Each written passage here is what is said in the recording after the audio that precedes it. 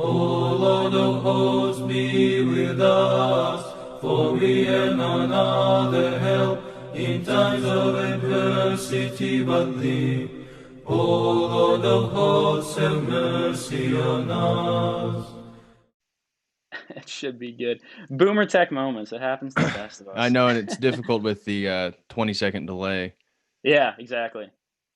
I think everyone should be able to hear now. Give us a Okay. confirmation there in the live chat once again, Yep, real it quick. says okay, all good. Cool. All right, very good. Well, let's go ahead and get started here. Well, I set up the super chats, David. If you wouldn't mind giving yourself just a quick introduction about who you are and what it is that hmm you do. Yeah, so my name is David Patrick Harry. I'm a PhD student at the GTU, that's the Graduate Theological Union in Berkeley, California, where my research focuses on new religious movements in America, specifically post the 1960s counterculture, and looking how the New Age, spiritual but not religious, all these things kind of coalesce and form again post the 1960s counterculture. I also run, as many of you probably know, an Orthodox YouTube channel called Church of the Eternal Logos. It is not a real church, obviously. I'm part of the Orthodox Church, but you'd be surprised how many people accuse me of being a false pastor just because the title of my YouTube channel. It's like even Orthodox. I've had Orthodox women get upset with me because the title of my YouTube channel is crazy. But yeah, so I run the Church of the Eternal Logos YouTube channel, and I make videos on theology, philosophy, world religions, a lot of cultural commentary, and try to take sort of analytical, scholastic tools to look at popular phenomenon that's happening in our culture and society. So, That's great. Yeah, I found, if you guys get a chance, I linked the information to David's channel in the description. If you guys get a chance, be sure to check out some of his stuff. He has some great material out there, and I think it would be beneficial for all of you guys to take a look at that. So I want to kind of just dive right in here and kind of get going with a couple of questions. David, number one, I want to ask you. How exactly did you get into Orthodoxy before we really talk mhm. about the lifting stuff? Get a quick Yeah, background. so my journey into Orthodoxy is actually quite interesting to spare all the long details in regards to my sort of spiritual journey. I grew up Methodist in Indiana, just south of Indianapolis.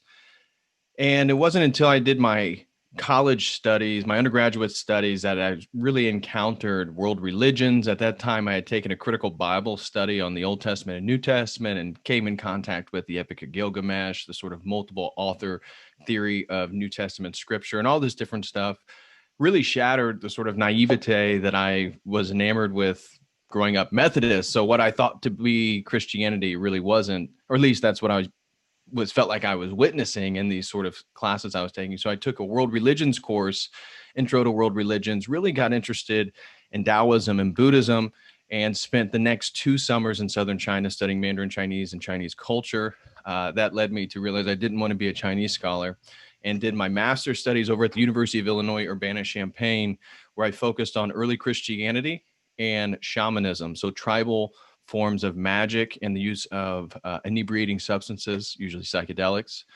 And so studied some Greek, studied some New Testament scripture, some Gnostic stuff, and then did the tribal stuff with Native American traditions and indigenous traditions in South America.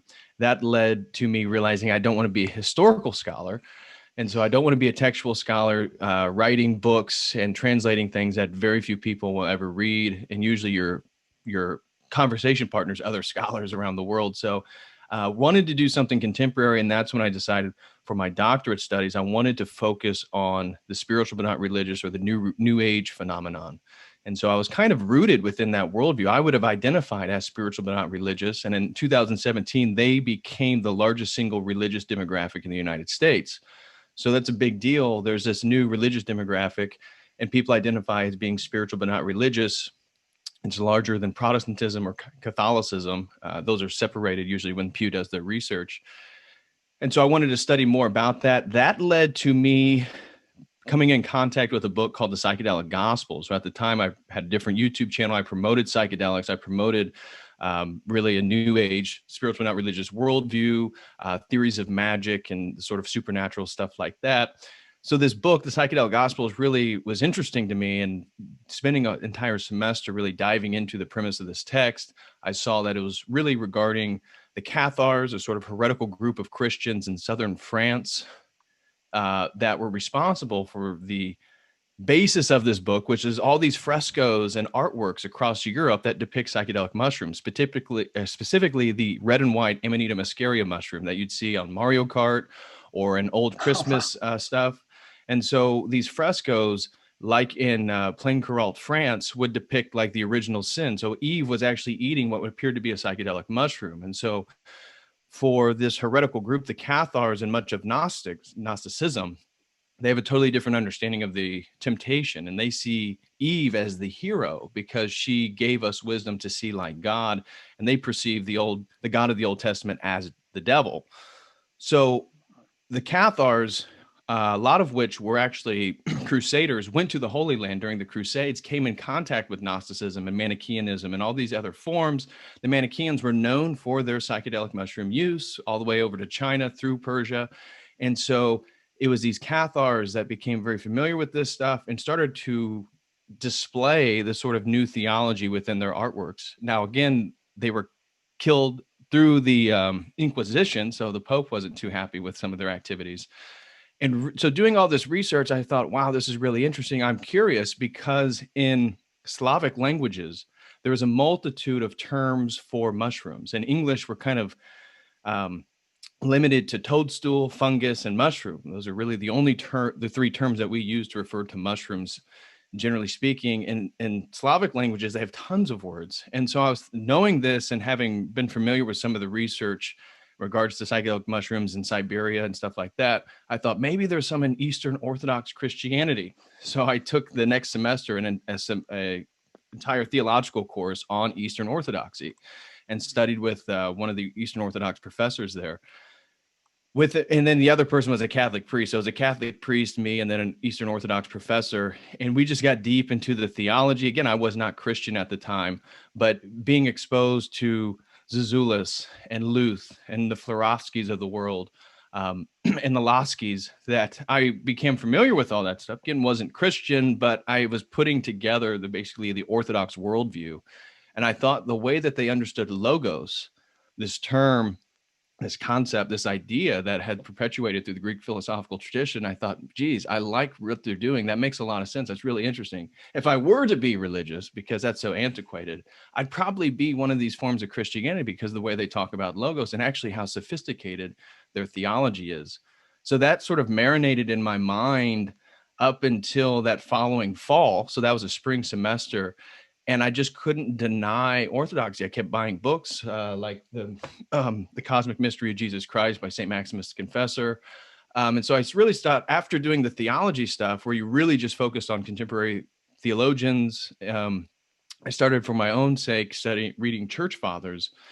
That basically led to an experience on 11/11/18 that I dedicated my life to Christ, that this whole thing it was too overwhelming. There's too many signs. There were too many pieces of the puzzle that I had put together for me to reject that orthodoxy was actually something very different, even within Christianity, especially in regards to other world religions. And that's when I began attending church regularly. I couldn't help, my whole journey with orthodoxy, the number 11 has come up again. 11/11/18 was the day that I converted. 11/1/2020 is actually when I was chrismated, and I couldn't help but notice that I'm actually the 11th episode on your show. Ah, that's it. There you go. That's crazy.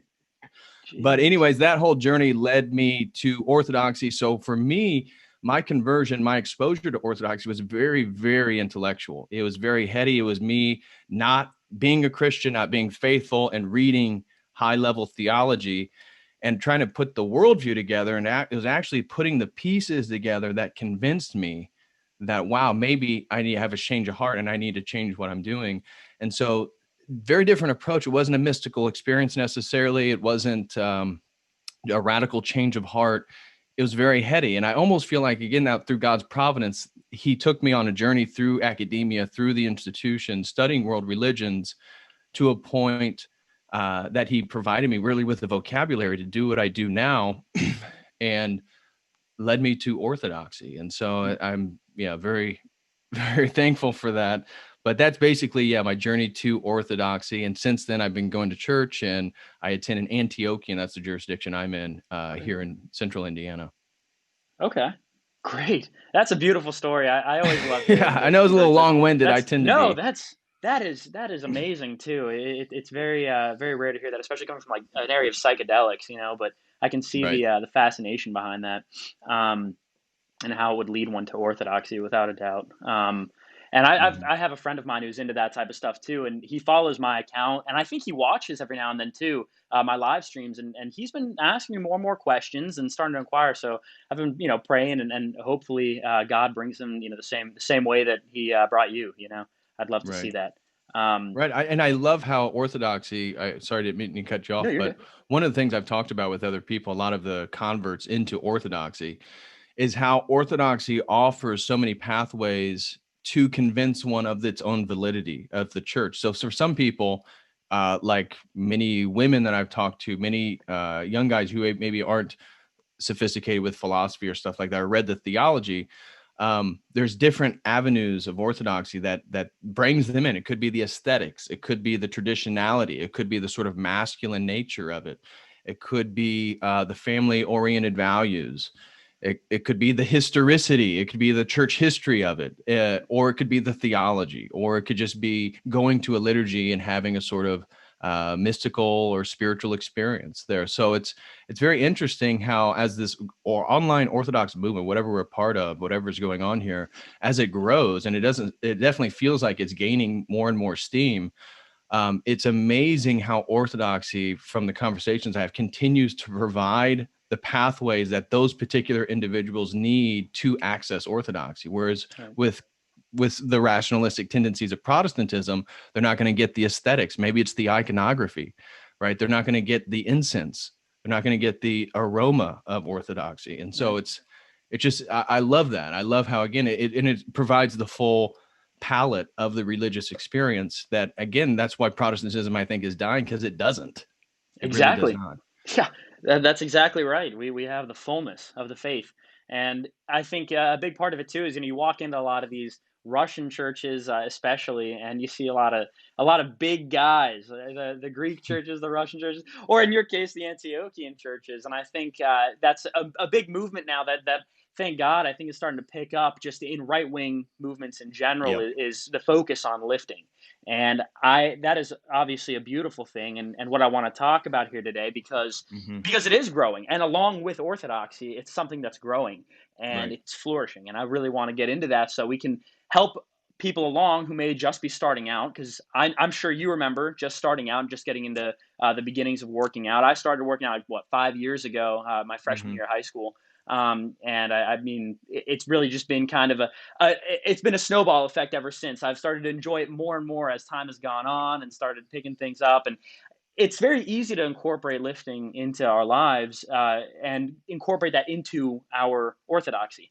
And of course, that's what I want to discuss with you here today. I'm curious, how long ago did you start working out? I got into fitness. So throughout high school, despite how many people perceive me now online, I was not an intellectual. I was not into academics whatsoever. I was an athlete. And so through high school, my main focus was playing basketball and playing football. And I had gotten a opportunity to play college basketball after high school. And that's what I did for a semester. I ended up having a heart murmur and basically gave up the whole basketball dream, if you will. And that's when I really got into academics and transitioned the mentality of practicing and getting better at something physically from basketball to basically reading and academics. But because of my exposure to athletics, I had already been exposed to the gym and lifting weights and squats and trying to put on muscle and stuff like that. But it was probably around the age of 2021 that I started to get interested in like bodybuilding. And so I remember the first thing that I really got into was P90X. It's like a home workout system that does a lot of body weight stuff. One of the best ab workouts, Ab Ripper X. Some of you are going to know what I'm talking about. It's a killer. But I got into P90X and I had a gym membership, and that's when my arms started to grow. The first thing that, for me, it's like what I wanted, I was wanting to get bigger. And so most guys, as true was for me, they go in there and it's tricep, biceps, and you're trying to get those nice those arm pumps. And so I was kind of on and off working out much of my 20s, had a little bit of size. Everybody, generally you saw me, you'd think, okay, well, that guy's pretty fit, not as fit as I am now. But I got really sick actually last November and lost like 15 pounds. I lost a considerable amount of muscle because I didn't really move for 3 weeks. And that was when I got really consistent with the gym. Again, I wasn't working from scratch. I already had, a frame already built to a degree. But last December, I started getting serious. And right at the beginning of 2020, I decided that at the end of this year, I wanted to get my body in a shape that I could start producing fitness videos that just show people how you build your body. And I knew I wanted to do that. I just recently started in the month of November, or actually October. It was the month of October, actually producing fitness videos, if you will. I call it Logos Fitness. Which I've seen those, by the way. I recommend all of you checking them out. David advertises them on his Instagram a lot. They're great. Yes. Yeah. Thank you very much, brother. Yeah. So just posted a recent today's leg workout on my Instagram. So if you want to see a lot of sort of my day-to-day stuff, that's on Instagram at DPHARRY, DP Harry. But I decided that I wanted to build my body because turning 30, I turned 30 in September 22nd of last year. And I realized that, 30, it just sounds older. You're like, being 28, 29, you can still make some mistakes. You're a young guy. And then you're 30 and you don't feel any different, but it sounds a lot different. And the way people encounter that is a lot different. So I thought, I need to establish habits and patterns that I can maintain for the next 20 years. Because for me, where I'm at in my life, it's all about building. And so it's about building my career, building my education, eventually finding a relationship with somebody, building a family, and of course, building my body. And so taking even the archetype of Christ as a carpenter, right, that we are called to build. We're not actually called to destroy or deconstruct in the same way in which we see the contemporary academic movements. So interesting dichotomy there. But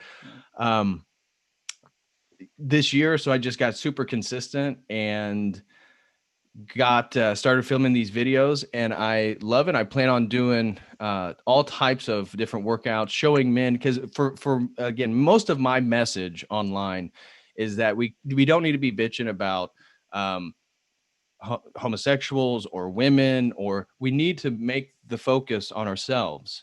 And we need to become the men that actually protect and defend society by embodying the values that we talk about.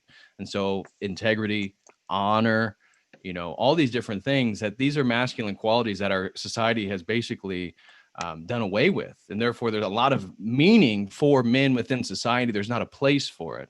It's just consumerism. So it's just consuming things, whatever that is, your spirituality, your identity, the clothing brands you purchase. And so I wanted to provide an opportunity for a lot of the young men that I was receiving emails from through my YouTube channel were saying that they didn't grow up with a father, that they didn't have a lot of masculine influence in their lives, and they had never been to the gym. And so I thought, well, if I make videos, I can show them how to build their bodies. You just do the same exercises I'm doing. You can, it's going to be right there. And then people can begin, if they want to, they can take and start building their body just like I did myself. Wow, that's really motivational. I actually didn't know that people were getting in touch with you about that, about not having a father figure. I think that's something that really plays a role in the culture shift of today. A lot of it is the lack of the father figure. And that's as much as we can, as society, as a part of society, assist in helping those who don't have a father figure, it's a good thing to do, and do our part, because it is definitely something that's causing a big part of this shift now in the modern day.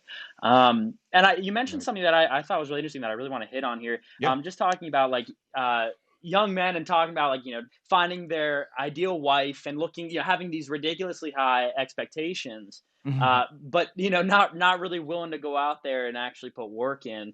Right.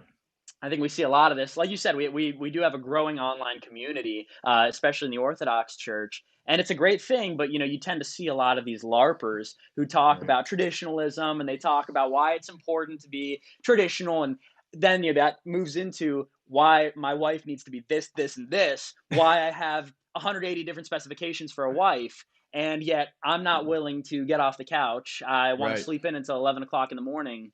I think we see a lot of that. I mean, I've witnessed a lot of it online. I'm sure you have. Yep. And No doubt. you know, uh, what do you have to say about that? What do you have to say about this, like this culture now where they can, you know, claim to be traditional and yet not actually go to the gym, not actually put any effort into their life? What do you think Right. contributes to that? Is it just the fact that they can be anonymous online, and then when they're exposed, that's when we find out? What adds to that?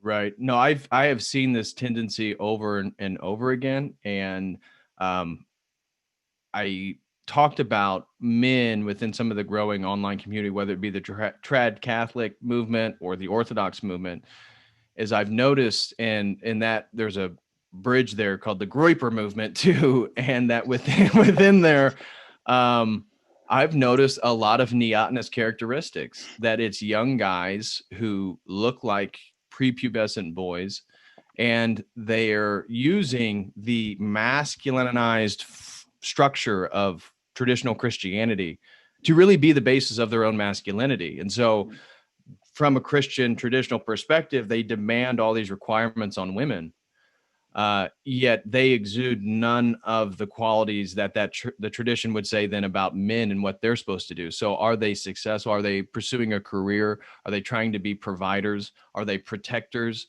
No, often you see that they're trolls in one way or another, which again, it isn't bad in and of itself. But if that is your identity, if that is your engagement with the world, you're a trickster character.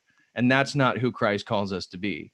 And so we're actually called to be full grown men who are going to protect and build what we believe to be good and true in society. And that means we have to become men physically, mentally, and spiritually. And a lot of that has to do with responsibility. A lot of that has to do with competency. That's another one. Women, these young men, they talk about women submitting to them, and they want to talk about all the ills of the modern woman. And I don't disagree with a lot of their critiques, whether we get into OnlyFans, we get into the frivolous sexual relationships, we get into social media and the narcissism that's then redirected, especially for women. All these things are problematic, agreed. But if you are not a competent man, how are you going to get a woman to quote unquote submit to you as a wife? And I noticed that a lot of guys actually live in these fairy tales that somehow, some e-girl, not necessarily an e-girl, but like somebody who looks like one is just going to accept them for who they are and view them as this incredible character and submit to them. And that's not the case. And for the requirement thing, I'm a very picky person. I'm single and looking for a wife. And for the last year, I've interacted with and talked to multiple different women. I'm looking for something specific. And some people have perceived that, because I've talked about it very openly online, that I myself am too egotistical or too interested in all these different qualities. But at the same time, one of the things that I would, again, maybe this is a critique you guys will aim at me, but I work on myself to a degree where I feel like I can look and aim for something of the caliber that I'm looking for. But if I wasn't working on myself, where do I have the right to place any sort of rubric on somebody else in regards to what I'm looking for to build a family with? Because I myself am not the person that the person that I would want to build a family with. And so when I look at myself, having the amount of money and the stability and the safety that the type of woman that I want would be looking for is the one thing that I lack. And so I may be intellectual. I may have all these other characteristics that, again, the woman that I'm looking for would want. But do I have the financial stability? Do I have the opportunity to provide for a lifestyle? Do I have the foundation where we can go ahead and start planning for children right away? No, I'm not in that position. And so we have to be honest with ourselves and be able to critique ourselves and see where we're at so we can improve. And so that's what I'm focusing on now. I've said again that really after October, I'm more in a business mindset. The Mhm. next year of my life is focused on making money. Some people don't, within the religious circles, money is given this poor, it's tainted, whether it be mammon, but it's not like I worship money. I need money so I can have the traditional Christian family that I want.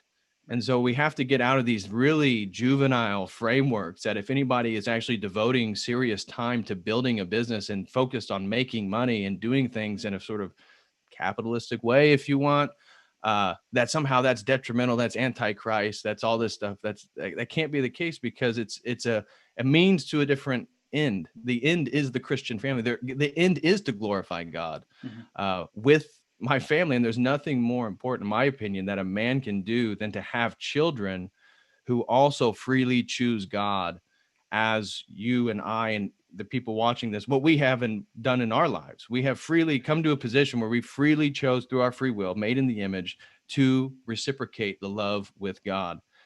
What would be more important and powerful for a man to raise children, specifically sons, who are men who are honored by other men and do exactly that? So Exactly. that I think should be the goal for all of us. Yeah, without a doubt. That very well said. I like that a lot.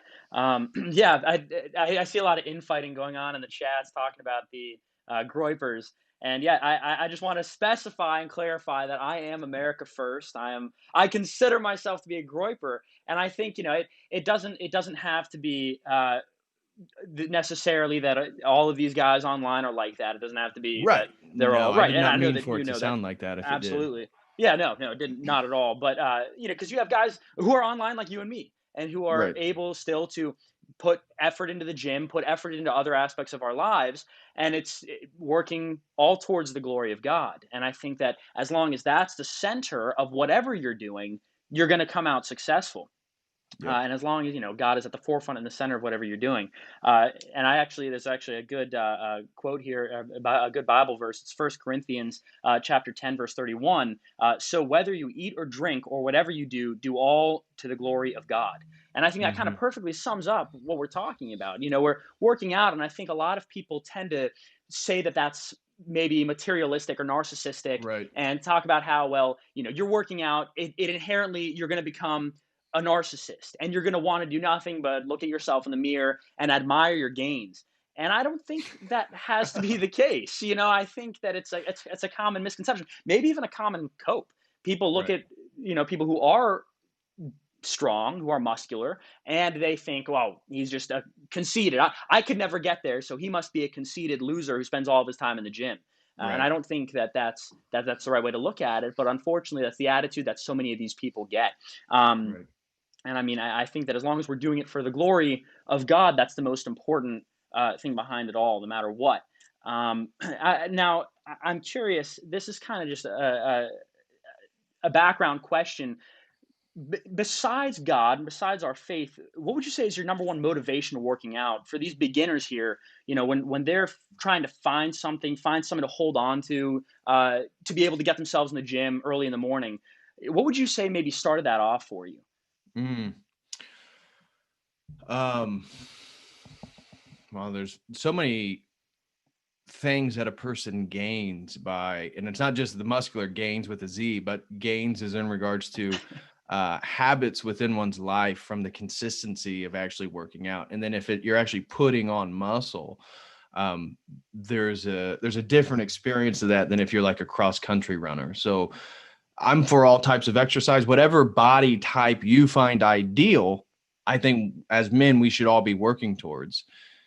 And connecting what you just asked me with really some of the comments you were saying just before that, I would like to highlight that one of the reasons why men need to be in the gym. And so if we just look at what does Christianity call men to be?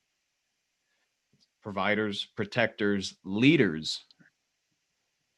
Can you do that without being healthy and strong?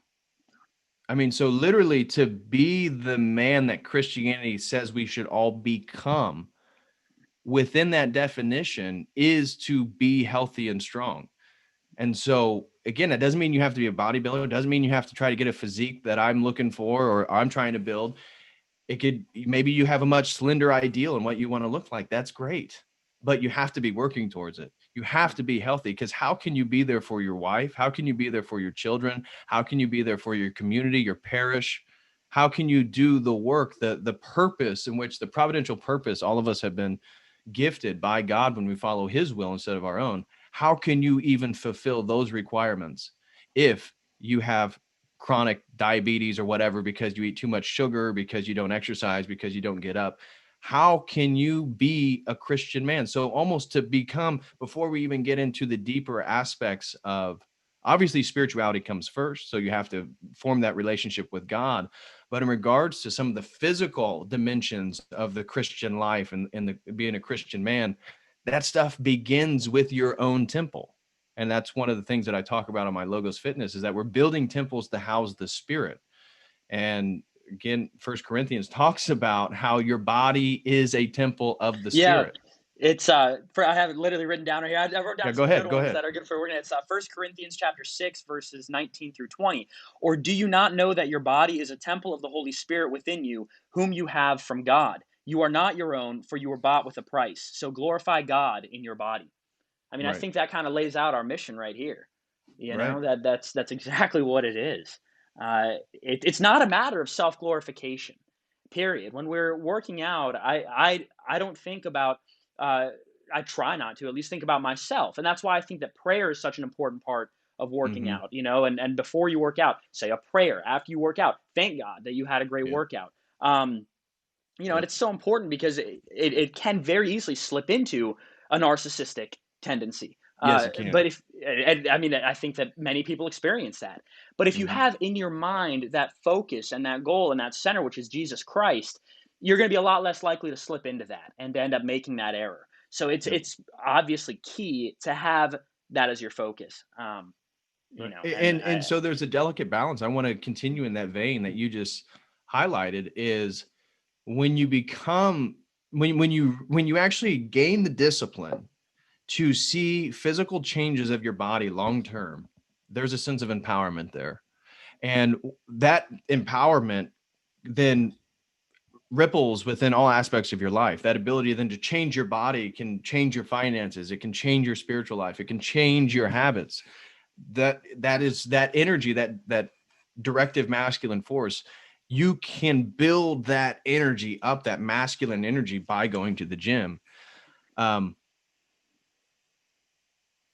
but with with what you're saying in regards to um the actually, I'm kind of losing my thread there. The last thing you mentioned was, we're reading the Bible verse. You're talking about the body as the temple.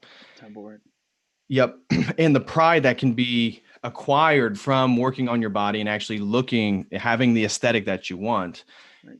And there, I was wanting to highlight that there's a real delicate balance, because we do need to have pride, Right. and Sure. and so again, just like our relationship to money, we can't be dichotomous. We can't be polarized and say, oh, money's bad, no money, no, don't do anything that's going to put or privilege or focus on money.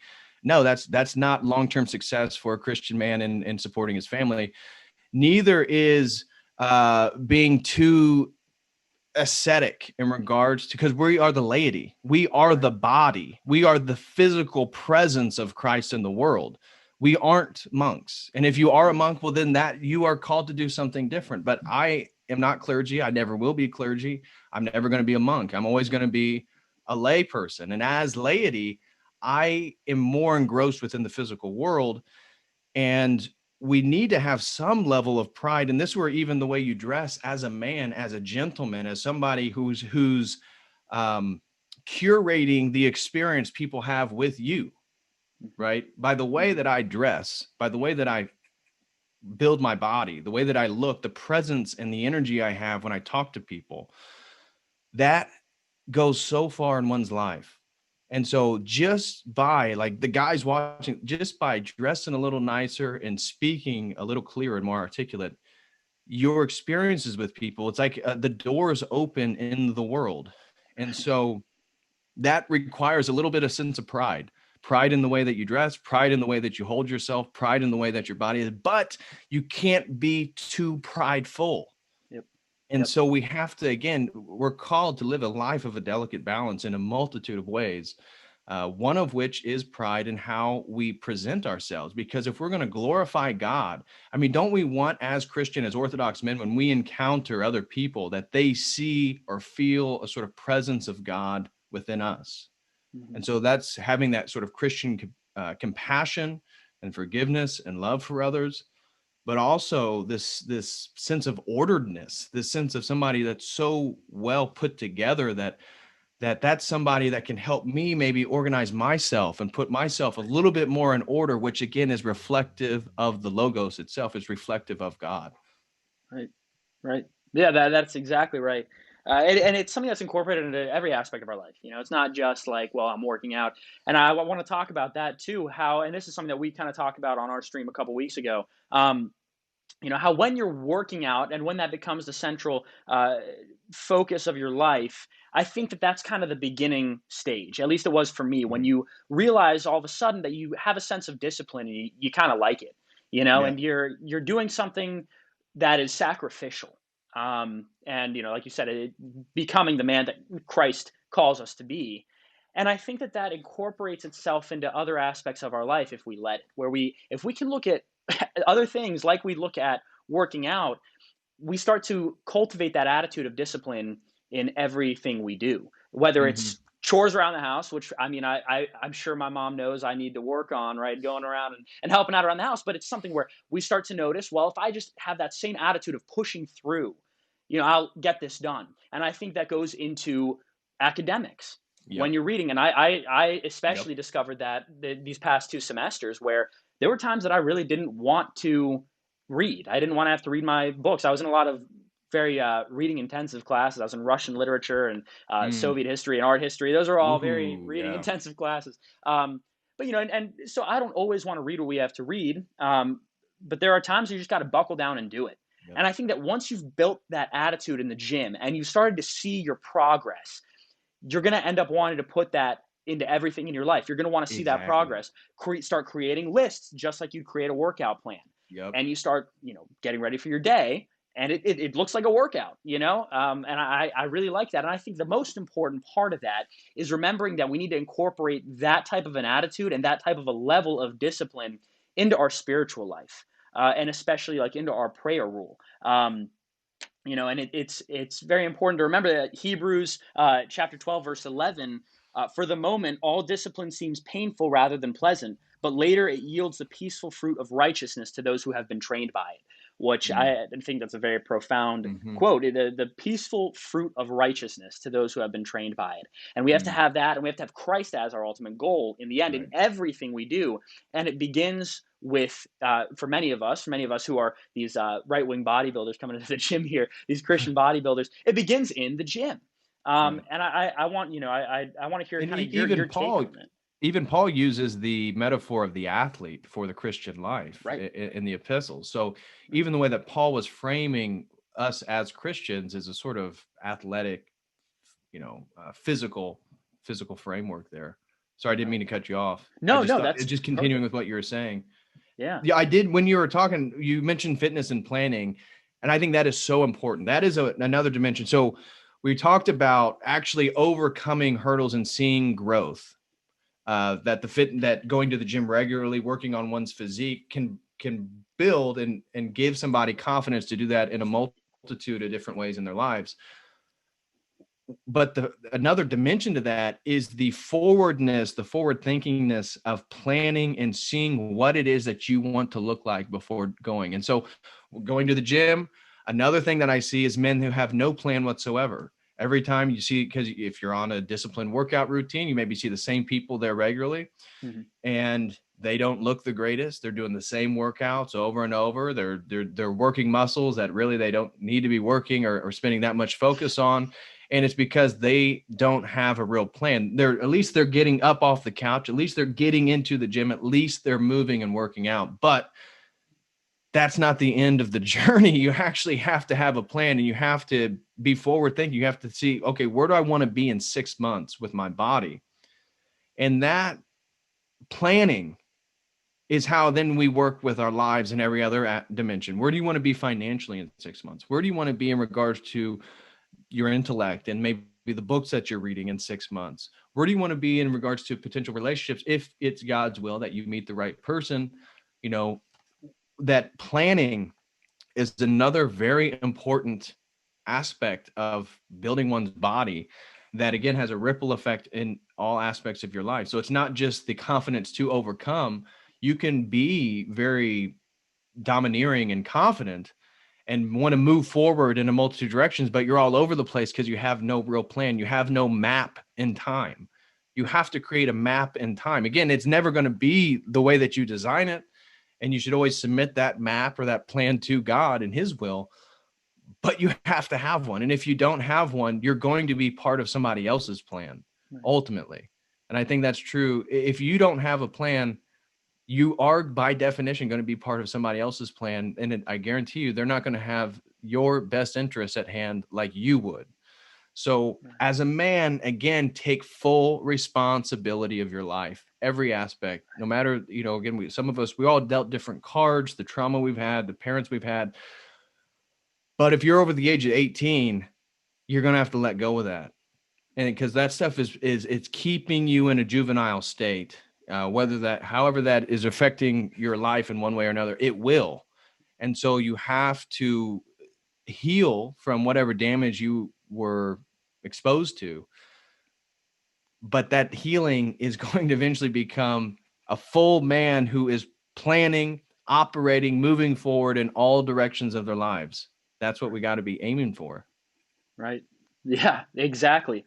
And again, that just goes back into making sure that that level of discipline is in every facet of our lives. And I think a good way to remember it, you know, just like when we work out, you know, it starts from the core and it expands out. You know, if your core is weak, you're never really going to be able to gain in the rest of your body. I think that, you know, for me personally, what I've discovered is it goes kind of like core strength, then leg strength, and then upper body, you know, and that's kind of the best way to start building a frame.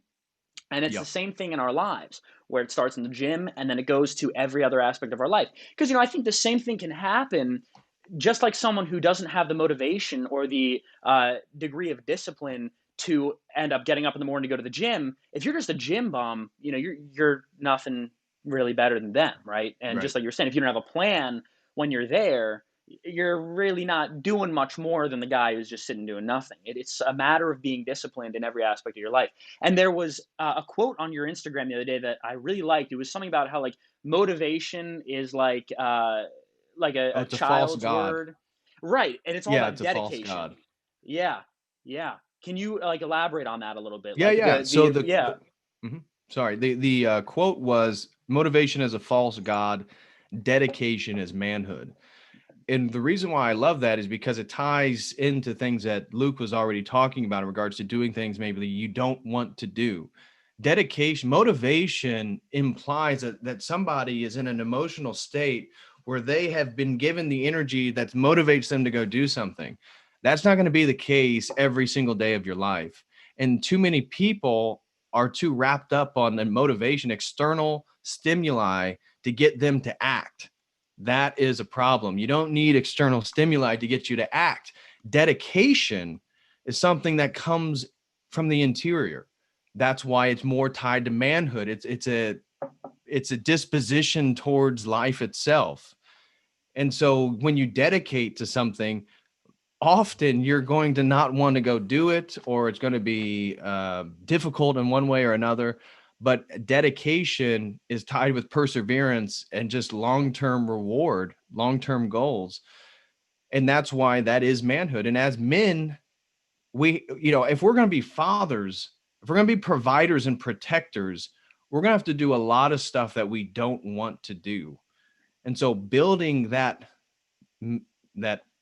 metaphorical muscle up with actually building real muscles up, I think actually it goes together quite nicely. Right. Yeah, it definitely does. That is completely true. That idea of everything, building the frame first, and then working out. In regards when you're talking about building a frame, I totally agree with you in regards to core strength, leg strength, and then upper body strength. It's really interesting that leg strength. I was thinking about doing a live stream, actually talking about a sort of philosophy of leg workouts and talking about the groundedness in which doing legs actually causes you to do. Legs and like intense leg workouts, because the muscles of your quads and your hamstrings and your glutes and your calves, they're so big, they're exhausting workouts too. Most people actually don't like doing leg day because you have to have a lot of energy. That it's going to take a lot out of you. And then if you're going to do that for a long period of time, if you really want to build up your legs and have nice legs, it's going to be really difficult to do. And so the fact that someone goes through that process over and over and over and over again, our legs are what ground us to the world. And by working on your legs, this is what I was just thinking about. Not now, but I was thinking about doing a stream on this. By working on your legs continually, one is grounding themselves in reality itself. And so when you have to encounter bills or calling the student loan stuff or dealing with things that you hate doing, that is easier to do if you're actually doing leg workouts too, because there's a sense of groundedness there that you actually have a habit of doing things you don't want to do, things that you actually have to do. And so you're not, when you're too airy-fairy, if you're too in your head all the time, you hate doing these really pragmatic things you have to do in the world.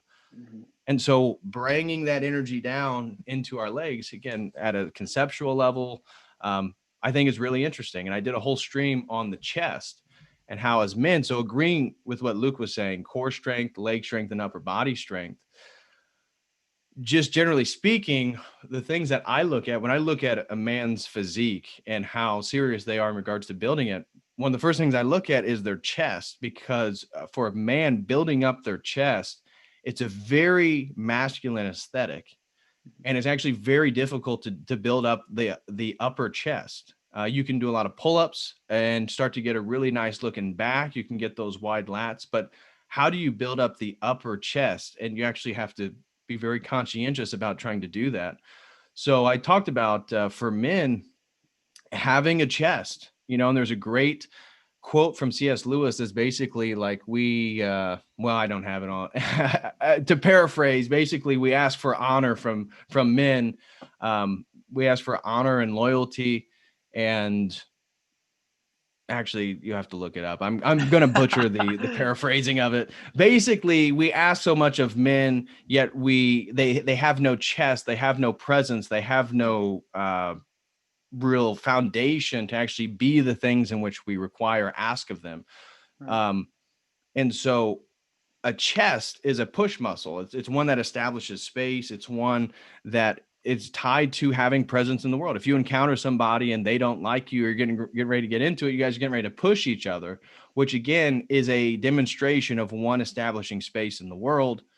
And so building up one's chest, symbolically speaking, I think is part of a man beginning to psychologically, but also physically establish their presence and their space in the world.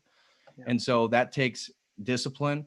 If you really want to have a nice chest, that's like a 2-year goal.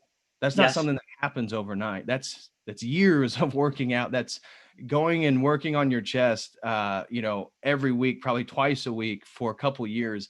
Then you'll have that chest that you actually, if you were to look up photos online, what you would see, it's not easy.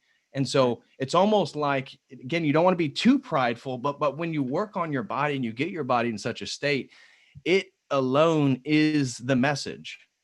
Right. Of the things that we're talking about. So if you're still spiritual, you're still a good Orthodox Christian man, you're still reading, you're still doing all the things that you need to be doing, but you also have a physique that other people look at and say, wow, they really put in the time. They are so consistent. You can tell how hard they work. That says, so you don't have to talk about your body. You don't have to talk about your physical. It speaks for you. Exactly. And it's a matter of, we talked about this before. It's a matter of that level of presence that you have the minute you walk into a room. It's a type of thing where if you dress well, if you are strong, you take care of yourself, you got good hygiene, people are going to listen to you. They're going to think that you have something to say. And then if you've incorporated that level of discipline into every other aspect of your life, into your academics, into your prayer life, they're going to see that just radiating from you. Then, obviously, the key is making sure that at the forefront and the center of it all is Christ. And people are Right. going to immediately notice that you have the light of Christ shining forth from you. And that is the Yep. number one thing that we all need to have. And that's why it's got to be, as much as, you have confidence, you got to have humility. And Yes. when you know what you are capable of and be confident in who you are, but it's not something that you're just going to be flaunting around. It's not something that you're, just like you said, not something you have to talk about. Right. Everything that you've done does that talking for you. Yeah. And that's a perfect way of putting it. I love that you said that. I want to talk about, there were some people who were asking me some questions earlier just about some general lifting tips, Oh yeah. which I think, you would definitely be a good one to ask. Number one thing, like, I guess, what's your like split? So like for, Mhm. do you do like a push pull? Do you do chest, tries, and then like shoulders, whatever? Like what is your typical week look like? A typical workout week? Mhm. So my splits are geared towards the physique that I'm trying to build. And what that's called is a classic physique. So I'm very much interested in a classic physique. If you look at bodybuilders back where Arnold was competing, it was all about, and this is what is called the classic physique. Now that I'm trying to be Arnold Schwarzenegger, but it's about an overdeveloped chest. So a very big chest, wide shoulders, and a tapered waist, and then ripped but not massive thighs that you see a lot of today. It's not about having this huge, bulky physique. It's about actually having something that's very, very aesthetic. And so for me, then my splits are chest day. I always do, because chest, I want to double about the size of my chest where it is now. So for me, that is one of the body parts that I'm really trying to hammer. So that always gets at least 2 days a week. But the way that my splits are set up, really every workout is happening about 2 days a week. But I do chest. And when I do chest, I tend to do these deep, really intense, like 30 set workouts. So, like say I'm doing a chest day, definitely will hit dumbbells. Dumbbells, though, have developed a pain in my forearm. My forearms are growing like crazy, but they're so sore from all the weight of doing dumbbell workouts that I have to be careful once in a while, use more machine work. But variation of inclines, all different types of incline. If you don't have a chest, don't do flat barbell bench press. Like you don't have a chest for that to even really be helping with right now. And you're probably using too much of your shoulders anyways. Do almost everything incline because you probably don't have an upper chest at all. And when you do upper chest workouts, you're also working your lower chest. So at least until you actually have something, I would recommend that. But I do chest, then I'll do back day. And that again, it's probably 30 sets, all different types of workouts. I split back workouts between a lat focus, which is usually going to be a lot of rows and a lot of lat pull downs, versus the interior muscles of one's back. So really getting a ripped back is different from getting a really big back. Those are different workouts. And so when you're really wanting to build up the ripness and the aesthetic of one's back, you're going to be doing a lot of rows, but it's going to be focusing on the inner. So you're going to be doing face pulls, you're being close grip rows, you'll be doing lat raises, stuff like that, focusing on the traps, focusing on the rhomboids and stuff like that, the rear delts. So then I split up the sort of back workouts between, am I trying to build up lats, which I still want to get a bigger back, so that, or is this workout, like my last back workout was this past Tuesday, was all focused on how I'm getting a rip back. So it was very much, every workout was focused on the muscles inside the sort of middle and upper part of my back. And then I do legs. And I do legs really hard. I do them every Thursday, at least 30 sets. And then I'll also probably hit legs usually on a Monday. So every Thursday and Monday, usually I hit legs. Okay. Great. Yeah. So a bunch of different workouts there. On the Monday workouts, I'll usually focus on leg extension, leg curls, and then the big compound lifts I'll save for the Thursday. Because if you do 6 hardcore compound lifts, so you're doing maybe squats, you're doing deadlifts or Romanian deadlifts, whatever you're interested in, or different types of leg press, you're going to be so sore from doing 30 sets. You have to have time to recover. And so with guys getting into fitness, one of the first things, especially if you're kind of excited, you go, you get a pump, and maybe you're feeling good, you start doing it. People tend to over exercise, and that's going to cause injuries. And so if you are doing a big workout, you have to give yourself time to recoup. And so I do, because I'm interested in bodybuilding, I'm interested in building that classic physique. I do workouts for just one muscle group. Like I said, chest all day, back all day, or it's legs. Once in a while, I'll hit arms. I don't hit arms very often personally, because I spent so much time doing that when I was younger. My arms, I really don't want them to get any bigger. It's already hard enough to get dress shirts. And so I like nice fitted clothing. And your arms, if you have too big of arms, you have to buy, all your clothes have to go up a size, and then they're all baggy and they don't look good. And so for me, even the aesthetic, it's like, I don't want massive arms and I don't want massive thighs, quads or hams. I want an aesthetic. I want everything to look really proportional. And if there's one muscle group I want people to look at and say, wow, that's pretty big, I want it to be my chest. And that chest, it widens your shoulders, it builds your shoulders, your delts, and it's just so masculine looking. Yeah. So that's kind of my splits. It's chest, it's back, it's legs. Once in a while, I'll do an all arm day. I just don't focus too much on them because I really don't want to get them too much bigger. And then abs, I mix up between doing just body weight ab workouts, and then I do weighted ab workouts. So at the gym, for example, this week, I did weighted ab workouts, and that is to build the thickness of your abdominal muscle. So one of the things that we can do as men that women can't do, or wouldn't be as interested in, is we can build the thickness of our abs so thick that we can have 10%, 12% body fat and look absolutely shredded because our muscles are so big. It looks like we're flexing. It looks like we have a six pack and we're flexing. We're not. It's just that the muscle is so big in our body fat. So if you're at 10%, 12% body fat, for some of you, that may seem really low. It's really not. You basically can just live. If you're eating healthy and working out, you basically just live your life, and you can be around 10, 12% body fat, and you can still look super shredded. You can look like you're a fitness model or something, and you're not. You're building the thing. You're having a plan, and you're very, very meticulous in the way that you're building your body. Right. And so that's something that I highly recommend to guys. You're probably going to need to do body weight first, but don't be afraid to do weighted exercises for your abs to focus on the thickness, build the thickness up of that muscle. And you don't have to worry about losing so much of where you're 8%, 6% body fat to see your abs, because they're not that thick. Right. Exactly. Sorry, that's a long-winded explanation on splits, but that was perfect. Because I think a lot of my friends in general have a lot of questions about that. And just like, how exactly should it be done? A lot of people right now in college just really getting into working out. right. My cousin, he's a bodybuilder now, and he told me, the way he puts it, he didn't discover legs until college. And that's when he started taking it more seriously. But yeah, and I got a couple more things I want to talk about here. Yeah. But I want to let everyone in the live chat know that if you have any questions for David or myself, I've linked the super chats in here a couple times, and just go ahead and head on over there, and don't hesitate to ask us any question that you might have about lifting, or how to use that for the glory of God. But I say one more? Oh, sure. Go ahead.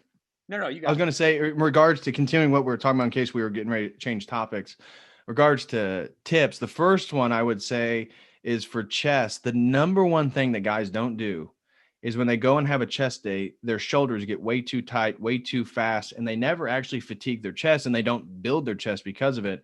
Because to do chest workouts, you have to squeeze your shoulder blades and pull your shoulders back. It seems counterintuitive, but you have to squeeze the shoulder blades and bring these shoulders back. So then when you do a pushing exercise, you have to hold them back. So then it's the pectoral muscles that's actually bringing the arms forward. That is a huge deal, because every time I go to the gym, guys always want to bench press. And I always just look at him and think, geez, you want to go over there and help him, say, hey guy, I know that, it looks like you're doing a really good job. I just want to say that, you really need to squeeze that, because all that weight's really, half of your exercise is on your delts. It's not even on your chest. Right. And therefore they end up not really developing it. also the powerlifting. I think some people get confused on what bodybuilding is versus what powerlifting is. And that's way harder on your body. I'm not opposed to powerlifting whatsoever. I want to find a nice balance somewhere in the between, where you're working on the aesthetic, but you're also working on bone density and real strength. But I noticed another thing is people go to the gym and they want to throw around way too heavy of a weight. And that's the quickest way to injure yourself. I mean, what is the point of going to the gym if you're just going to hurt yourself? The point is to establish habits that you can have long term, that builds a body that you want and desire. And so to do that, lighten up on the weight, like drop the ego at the door. And so like when I go, I'm usually one of the bigger guys there, but I do a lot of lighter weight exercise, high reps. Yeah, I look like I can't lift as much, depending on what, if when you're seeing me do an exercise or so, but the physique speaks for itself. When you're actually building muscle, it's all about funneling blood into that muscle. That's why Arnold always talked about the pump, right? So you want to fill that muscle with blood. And the best way to do that is higher rep exercises. Not that you don't ever want to do, fewer reps, but I'm not big. I don't do single rep exercises because it's just asking to get hurt. And that last time I did single rep squats and stuff like that, I blew up my hamstring. Never doing that again. I mean, I will maybe in the future, but I just have no interest in doing one lift exercises for personal maxes, because what does that prove? I'd rather do slow and controlled exercises with higher reps that builds that strength and then builds that muscle up. And so I just wanted to highlight for a lot of guys, if you're just getting into the working out, stop with the heavy weights. Perfect form, low weights, and time under tension with the muscles. Within weeks, I'm telling you, you're going to see such a massive difference. It's all about filling those muscles with blood, and then filling those with amino acids. Maybe you can take creatine, or if you eat, you have a 20-minute window basically after you get a pump from working out, where you can throw anything into your body and it's going to go straight into your muscles, because they're craving, all that blood is being sucked into those muscles, and they're wanting nutrients. So that's why you drink your creatine or your amino acids or whatever it is at that point, because it's going to go straight into those muscles. So exactly. I just wanted to clarify that for people who really are just getting into it, that's what it's all about. Right. And that's actually a perfect segue. I wanted to ask you, what kind of supplements do you use? And do you use any pre-workout, or, and if you do, what kind, and do you use any protein, creatine, things like that? I haven't used protein or creatine in a couple of years, but I still use pre-workout generally, but I'm curious as to what it is that you use. Yeah. So I do use creatine. I'm probably going to get off the amount of creatine I have left. I'll probably finish that and I won't buy any more. Just because I've been taking creatine for a minute now. It's basically all of 2020. So you don't want to stay on it long term. Although as long as you're drinking enough water, there's not a whole lot of health risk with creatine. There's a misconception that somehow it's like steroids or something. I don't know where people get this stuff from, but it's not. So I do creatine. I do amino acids. Amino acids are a big one. So every time I go to the gym, I drink amino acids, and I use the BPI products. So they're the ones that I just tend to like the most. They all taste really good. Some of them are a little cheaper than others, and it's an American-based company. So they're out of Florida. So I liked buying American products. And so I buy BPI workout products. I take their creatine, I take their amino acids, I take their pre-workout.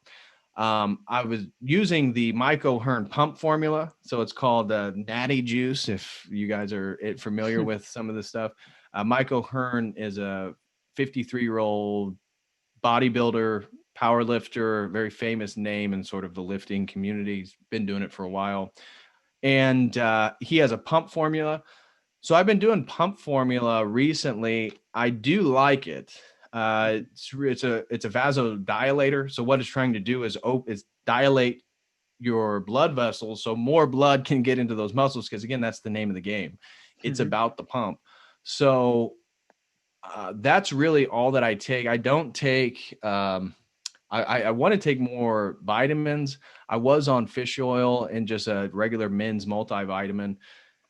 I've just been a little inconsistent with it lately. But really those are the only supplements I take is pump pre-work. I mean, that's still quite a bit more than most people probably. Creatine, amino acids. So I have 2 shakers when I go to the gym. I have my creatine and then I have my amino acids. And I've usually already taken my pre-workout and my pump formula before. And so then I just go ham for about an hour and a half to 2 hours. And now you don't need to work out that long either. So another thing is you can gain great results by doing 45 to an hour minute, 45 minutes to an hour workout that's focused, that you're working to fatigue. And that's another thing that I do is I go to failure in all my sets. So every set that I do, I set the rep range between say 8 and 12 or 8 and 16 reps. And I'm always having to change the weight because I want to fail in that area. I literally don't want to be able to do another rep, but I want it to be inside that rep range. And that was another misconception. Some of the people who watch my videos thought that I was just lifting weights once I got to 8 reps or 10 reps, I stopped. And it's like, no. I literally can't do anymore. You're fatiguing the muscle. And then you do 5 sets of that. You're going to realize, whoa, this is another level. This is pretty serious. And you're really going to feel that. So I recommend for any guy, I generally recommend 4 to 5 sets. I've done the 3 set stuff where you're able to get more workout or more exercises in. I personally feel like I get way more from an hour session at the gym, say, if I focus on less exercises and more sets and reps of the exercises I actually choose. Mm-hmm. And so that's another thing that you guys can focus on. If you're brand new, maybe you just want to do upper body, lower body. I do like the push-pull framework, as you were asking earlier with the split. So like my delts, my shoulders, I like to do on chest day, but my rear delts, I like to do on back day. So I don't do rear delt, where you're doing pec deck backwards. I don't do that on chest day. I do that on back day, but shoulder press, I like to do that after I've already done an incline really heavy. So when you're doing the shoulder press, you're still working that top part of that pectoral muscle and really getting that definition right underneath your collarbone. So yeah, just want to highlight that. Yeah. No, that's great. Yeah, that actually, I didn't know that. That's actually a fantastic piece of advice there. Yeah, I mean, that's I think that a lot of people need to remember that, it's not always about just how much weight you can slap up on there and how much, you can push around. It takes time and dedication and effort, and it's something that's going to come the more work that you're putting into it, the more you're looking at streams like this and trying to figure out exactly what the best thing is for you personally to start with something like this, because it's not a one size fits all when it comes to working out, and if you're someone who's just brand new to it, you can't just hop on a treadmill, run a mile, and then go bench 300 pounds. That's not how it works. And I think a lot of people wish that was how it was, but it's not. Yeah, but it's and this is exactly what we've been talking about. It takes time, effort, and dedication.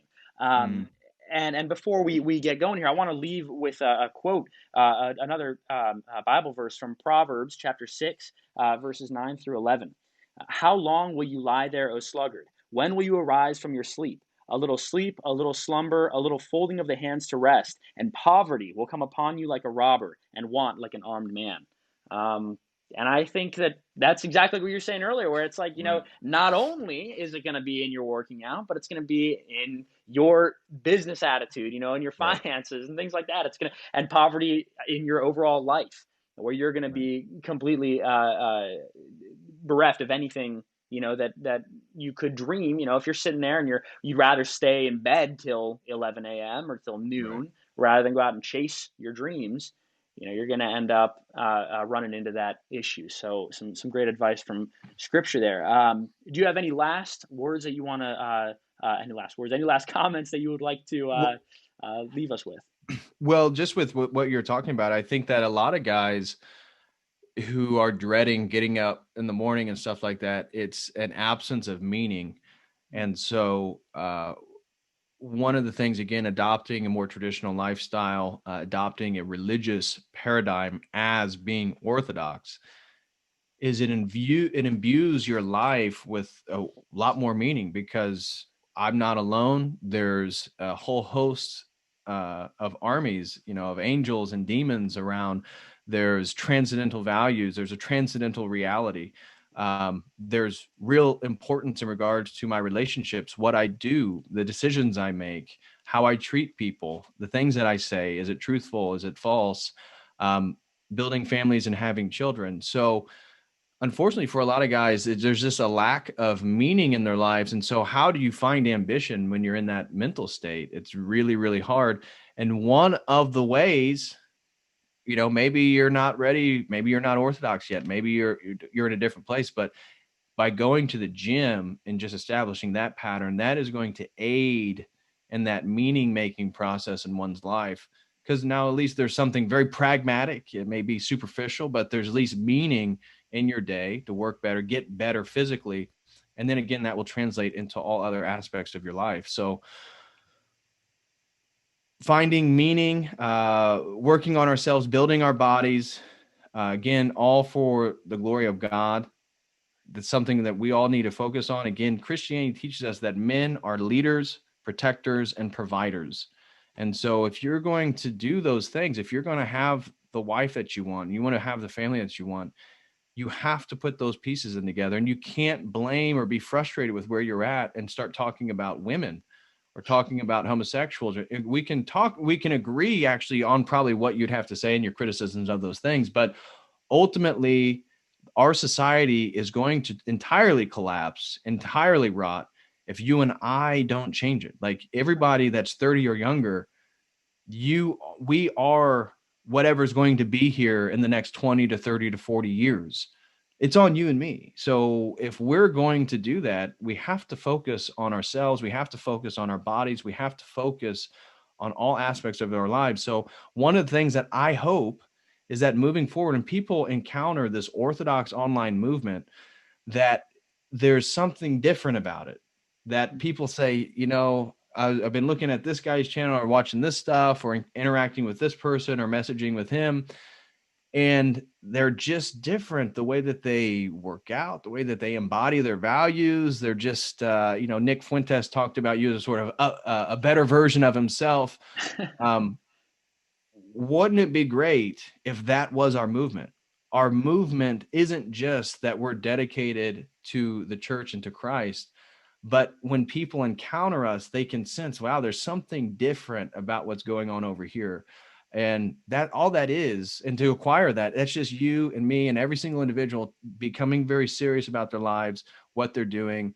And that's going to resonate with everybody we encounter in our lives. So Exactly. yeah, that'd be what I want to end with, is just telling everybody that whatever we're getting ready to build, whatever the institutional authority, the institutional framework, it's over. Now, it may still be here for another 10, 15 years, but the trust, especially with this election, if you will, that what we're seeing is the lack of confidence in the system, which a lot of us have already had a lack of, anybody who's not a boomer basically has probably already been on that boat, but now the boomers are getting there. Now, a critical mass of 40% of the country doesn't believe in the president-elect. So this is signs that we have the opportunity to build something new.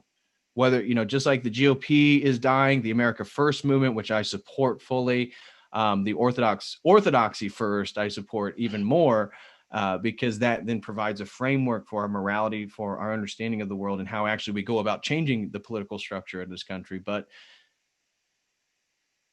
we can, there's just so much opportunity right now. There's so much opportunity with the dissolution of what previously existed. And so too many people are focusing on what's falling apart and not realizing that we need to get ourselves in it together so that we can dedicate ourselves, so once we get ourselves together, the way we dress, the way we talk, the way we present ourselves, we can focus on building things in our lives, things for the community for the next 10, 20, 30 years. Like you and I, that we have to be thinking in long-term scale, right? This is one of the problems with foreign policy in America is we have these 4-year election cycles where China, they have an emperor for life.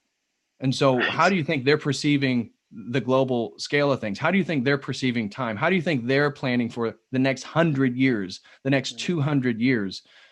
You and I, we have to do the same thing in our lives, but we need to start thinking about how can we do long-term, where can I get in 6 months by changing my habits, changing my focus on my body, changing on my diet, potentially, depending on how fast goes and your Orthodox calendar. But 6 months, where can you be in 2 years? Where can you be in 3 to 5 years working on that? And all that is to lead up to what you want to build and contribute to whatever it is we're all doing for the next 20, 30, 40 years. And that's how we win. I've said it before in my streams, is that you and I and all the values that you and I are promoting, and other people, the Dyers, the Father Deacon Dr. Ananias, David the Real Med White, Sneck, all the different ortho bros, is a sort of, it's a maturation of ourselves. We have to mature in Christ. We have to mature physically. We have to mature spiritually. We have to do all these things. And we are contributing to something that is going to be novel, right? Yes. We are in a historical moment right now, and we need to become conscientious of that. And so you have to feel the grandiose of the moment we're in and realize that if you want to contribute to it, all you have to do is get your act together, get yourself together. And that, we need each other. And I try to tell people, like on my channel, I'm going to be here. Well, maybe not on YouTube, but I'm going to be doing whatever I'm building. I'm not going to stop. Right. I've already made a commitment in my head. Same thing with the fitness, same thing with the streaming. I'm not going to stop. I'm not going to stop reading my books. I'm not going to stop doing my research. I'm not going to stop creating content ever. That's my career. And so where that's building, I'm not sure. That's up to God. I always ask God to lead whatever is the Church of the Eternal Logos, whatever it is I'm doing. But we are in such a pivotal moment that we should be excited to a degree that you and I and all of us can really build something here. It's really exciting, actually. Absolutely. Yeah. I mean, I truly, I could never ask to live at any other moment than this. I think that right now we are at such a pivotal point as the human race, and how are we going to shape this in the future? Are we gonna take the bull by the horns, and charge forward and truly, I mean, spreading orthodoxy and the truth of our faith? We have a chance now, like we have never had before, to spread orthodoxy in the West. And we need to take full advantage of this opportunity. And if we're not doing that, we're wasting our time. But we got to remember that it's men like us, and it's going to be obviously women too, in our respective roles, who are leading this charge, and who are going to be able to change the course of this nation and of this world. I think that, you see guys also, like you were talking about, like Nick Fuentes, like his America First movement has done that exact same thing. He has changed the course of conservatism. And we need to be able to look now at our Orthodox faith. And someone was tweeting about it earlier, where you see, these guys, like these completely false people online, like Orthodoxy in Dialogue, or like the Mole Monastery. Don't even get me started on that. Or even unfortunately, Rod Dreher. He's come out with some pretty liberal statements recently. And I think that what we got to remember, that is where our Orthodoxy First movement comes into play. Where we're putting nothing but our faith and the fullness of our faith first.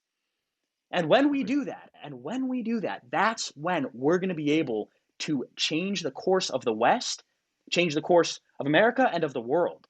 So you're right. We really have to take advantage of this great opportunity that we see before us right now. I mean, and think about Orthodoxy in the West. Think about how recent Orthodoxy came to America, and then think about how recent the interconnectivity of the internet is.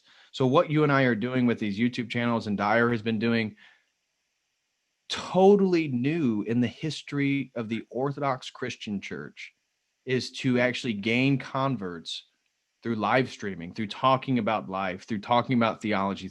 So this is the first time in the history of this planet that that orthodoxy can be spread to any part, to any place, and then that's even my own conversion, my own transition is part of this interconnectivity, the multiculturalism, if you will, even maybe how that might be helpful, is that it might allow more people to encounter orthodoxy. And from there, again, by Luke, myself, and all the different ortho bros and everybody who watches this stream, by us embodying these values and taking it very seriously, we become the obvious answer to the ills of the world.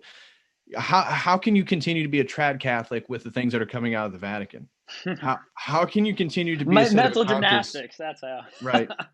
Yeah, and so the Catholicism is being exposed for what it is, and it has. There's many great Catholics. There's many. I'm sure there's many great cardinals still in the Catholic Church. Many great priests, but we also have to recognize that it is now also a vehicle for the evil one. And that is why Francis and his ecumenicism and his promotion and alliance with world global banks, the CCP, the ecumenicism with the Muslim nations, this is all reminiscent of things that are talked about in the book of Revelation. And when we talk about the faithful being misled, I mean, who better to implement or to embody that than the Pope himself, right? The Catholic Church is the largest single body of believers. So who are they going to go to? Are they going to become Protestant?